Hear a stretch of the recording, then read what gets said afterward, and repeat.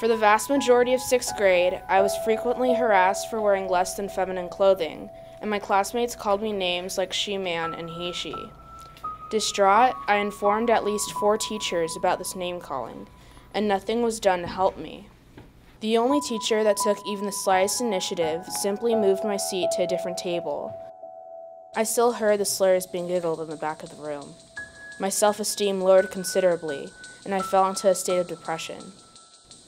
The common response I was given after attempting to get help from a teacher was, "They're just giving you a hard time because you're different. Don't take it to heart."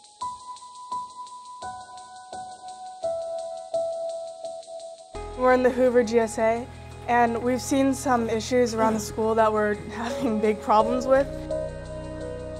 The biggest issue, obviously, that we're seeing is that kids are using slurs and foul words like "that's so gay," "fag," "dyke," "no homo," etc.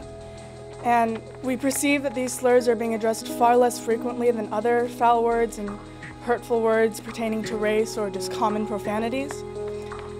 It's clear to us that the staff is uncomfortable with the subject of sexuality. This should not interfere with the enforcement of district policy. I feel like a lot of kids feel unsafe about even saying anything to anyone about them being gay or lesbian. Our society is so restricted by these laws against marriages that we're just also confused about what we're supposed to be doing.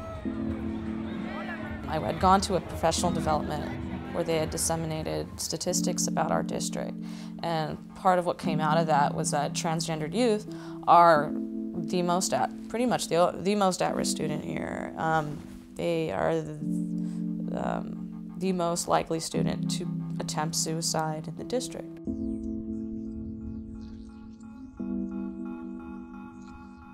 I was completely blown away, so I felt like I have to show this to my staff. So I did. I got up on a table and shouted at the staff. It's our jobs, every single person's job in this room, to enforce, safety and provide a safe environment for all students, not just straight ones. So, if anytime you don't address it, you're failing at your job. You're not doing your job. I think many of us were affected by her presentation, and it made me think that I'd never had a functional GSA or an organization like that at any middle school that I'd worked at. When she proposed that we do so, I was very supportive of it, but I was also a little bit anxious about it because middle school is a time of great difficulty for kids with the transition into adolescence and so on.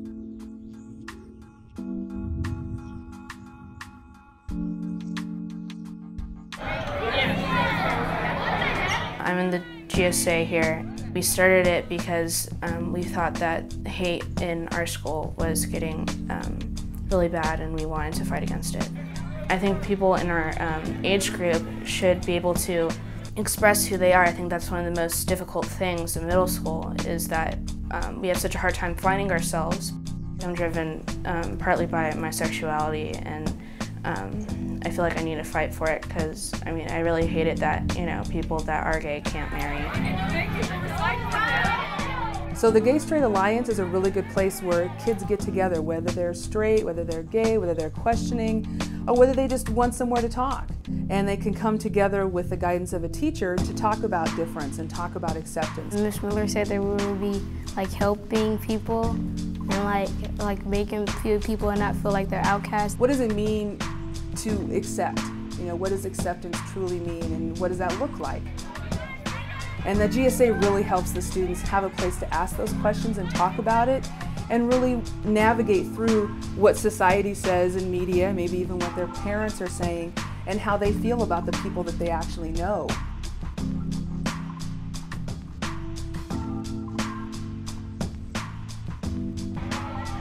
So today we are in remembrance of Transgender Day of Remembrance, and specifically to remember those who have lost their lives.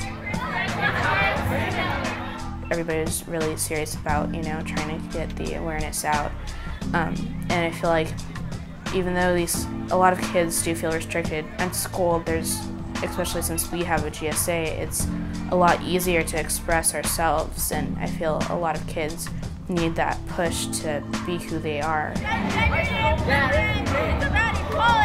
When I have GSA meetings, I'm seeing different kids coming in, kids I wouldn't have expected to come by, who are opening up their minds to this. It's definitely changing the culture here. In 1 year, you can change a kid's outlook. So I think it's extremely powerful. Since then, the event has grown to encompass memorials in dozens of cities across the world. I hear a lot from other teachers, and even before I started the GSA, oh, you know, middle schoolers aren't ready for that yet. And they absolutely are. They want to be activists. They don't want to just passively sit there. They want to do things and make change. The fact that our staff that on my school is standing up for kids just means everything to me and makes me so honored to work in the school. The Gay Story Alliance makes it possible for me to be out and to be safe being out.